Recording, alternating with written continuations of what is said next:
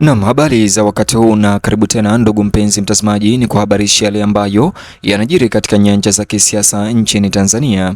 Dalili za mpasuko na kukosana ndani ya CCM kati ya aliyekuwa spika wa bunge Tulia Ackson na Samia Suluhu zaanza kujitokeza rasmi. Hatimaye aliyekuwa spika wa bunge la Tanzania Daktari Tulia Ackson akiri hadharani kuwa aliwakosea Watanzania na hakutenda haki wakati akiwa spika bungeni. Bonyeza alama like kisha bonyeza neno subscribe na alama ya kengele chini ya video hii kabla nikutaarifu ripoti hizi kwa kina na kwa undani zaidi. Dalili za mvutano wa ndani ya chama CCM tawala nchini Tanzania zimeanza kuvutia watu baada ya kauli zinazodaiwa kutolewa na aliyekuwa spika wa bunge Daktari Tulia Ackson ambazo zimeweza kuonyesha dalili za mpasuko CCM na zimezua mjadala na minong'ono kuhusu sintofahamu ndani ya CCM. Ikiwa ni pamoja na kutofautiana na uongozi wa Rais Samia Suluhu Hassan wa CCM. Mjadala huo umezidi kushika kasi kufuatia kusambaa kwa mitandao ya kijamii ambapo Daktari Tulia Ackson alionekana kutafakari waziwazi muda wake wa kuwa spika bungeni Tanzania na kukiri kuwa huenda ameshindwa kuwatendea haki wa Tanzania katika kipindi chake cha uongozi ndani ya CCM, kauli ambayo wadadisi wengi wanaona kuwa ni kweli isivyo kawaida katika muktadha wa siasa za chama tawala. Matamshi hayo ya Tulia Ackson ambayo yamesambaa sana katika majukwaa ya kidijitali yanafasiriwa sio tu kama tafakari ya kibinafsi bali kama ishara ya kisiasa. Tulia Ackson sasa hivi amefunguka ya kwamba aliwakosea Watanzania wakati wake akiwa spika bungeni. Wachambuzi wanaona kwamba vigogo wa CCM ni nadra sana kueleza masikitiko yao kwa umma juu ya utumiaji wao wa madaraka na kama waliwakosea Watanzania hasa katika masuala yanayohusu mienendo ya bunge na uadilifu.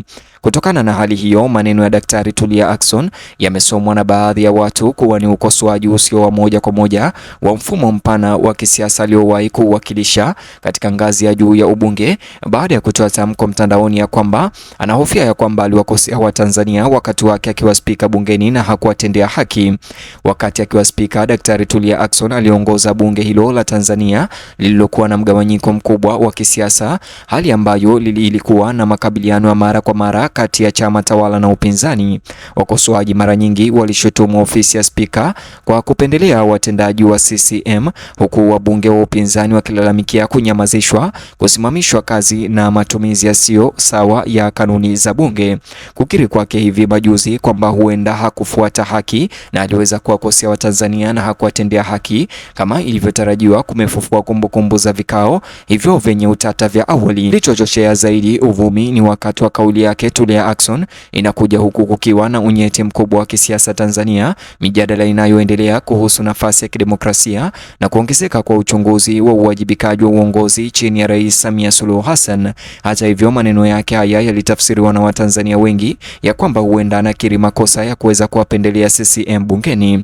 Baadhi ya wachambuzi wanaamini kuwa maneno ya Daktari Tulia Ackson pia yanamtenga kwa hila na mtindo wa sasa wa uongozi wa CCM, yakionyesha kutoridhika au kutokubaliana na jinsi madaraka yalivyotumika kihistoria ndani ya chama. Katika tafakari yake, Daktari Tulia Ackson aliweka ujumbe wake kama somo pana zaidi la maadili, akikubali uwezekano kwamba mamlaka inaweza kufichua uamuzi na kupunguza uwezo wa mtu wa kutenda haki. Kwa kudokeza kwamba anaweza kuwadhulumu wa Tanzania, alijiweka kama kiongozi aliye tayari kukabiliana na ukweli usiopendeza, hatua ambayo inatofautiana sana na utamaduni wa ulinzi wa pamoja ambao mara nyingi unahusishwa na safu za juu za CCM. Hali ya umma ya tafakuri hii imezua maswali kuhusu iwapo migawanyiko ya ndani inaibuka ndani ya chama, hasa kati ya viongozi wanaohusishwa na misimamo mikali ya zamani ya bunge na sauti ya mageuzi ya utawala wa sasa. Wakati Rais Samia Suluhu amehimiza maridhiano na mazungumzo katika baadhi ya maeneo Tanzania, wakosoaji wanahoji kuwa dhuluma za kimuundo bado hazijatatuliwa, hasa ndani ya taasisi kama vile bunge la Tanzania. Maoni haya ya Daktari Tulia Ackson pia yamefufua swali la muda mrefu katika siasa za Tanzania: kwa nini viongozi wengi wanaonekana kutafakari zaidi huruma au kukosoa madaraka baada tu ya kuondoka madarakani?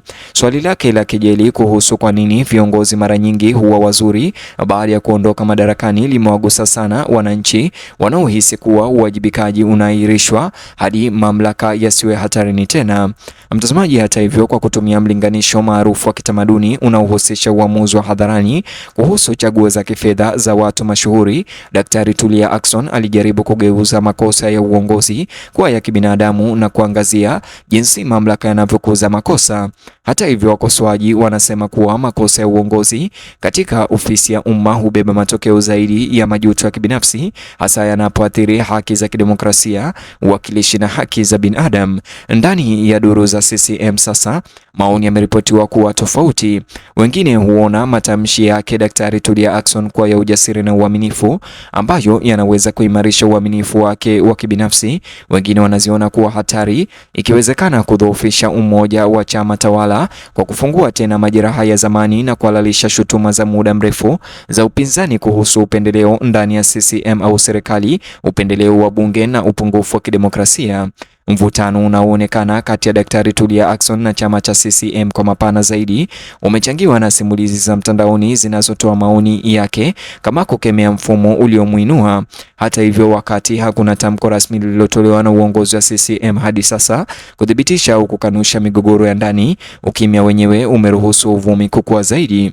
Wachanganuzi wa masuala ya kisiasa wanaona kwamba nyakati kama hizo za kujichunguza zinapoonyeshwa hadharani, mara nyingi huashiria mapambano ya ndani kuhusu urithi, wajibu na nafasi ya baadaye. Kwa baadhi, matamshi ya Daktari Tulia Ackson yanaweza kuwakilisha jaribio la kufafanua upya utambulisho wake wa kisiasa zaidi ya kiti cha spika cha awali na kujipanga na mazungumzo yenye mwelekeo wa mageuzi zaidi. Wengine wanahoji kuwa kauli yake Tulia Ackson inaweza kusomwa kama jitihada za kupatanisha na umma badala ya changamoto ya moja kwa moja kwa Rais Samia Suluhu Hassan. Walakin katika mazingira ya kisiasa ambapo uaminifu na nidhamu ya pamoja huthaminiwa sana, hata mikengeuko ya hila kutoka kwa simulizi kuu inaweza kufasiriwa kama ishara za kuvunjika na mpasuko.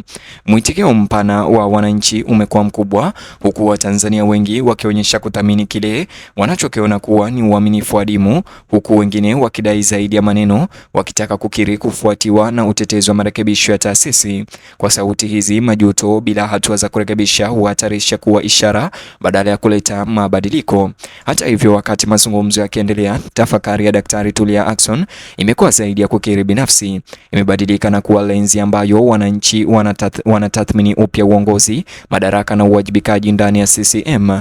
Ikiwa wakati huu utasababisha matokeo yanayoonekana ya kisiasa au kufifia katika mazungumzo ya mjadala wa mtandaoni, bado haijajulikana. Hata hivyo, kilicho wazi ni kwamba matamshi yake yamevuruga maandishi ya kawaida ya kisiasa Tanzania na kuibua maswali yasiyofurahisha kuhusu haki, uwajibikaji na uwiano wa ndani ya chama tawala cha CCM na serikali kwa ujumla. Kwa kufanya hivyo, wamefichua mivutano ya msingi inayoashiria mienendo ya ndani ya CCM inaweza kuwa ngumu na yenye ushindani kuliko umoja wake wa nje unaopendekeza. Mtazamaji, ni hayo tu, ningependa kusikia maoni yako upande wa comment section. Vile like video hii kisha subscribe na ubonyeze alama ya kengele ili uwe wa kwanza kila siku kupokea taarifa zetu. Alafu gusa box hicho kwenye screen yako kwa taarifa zaidi.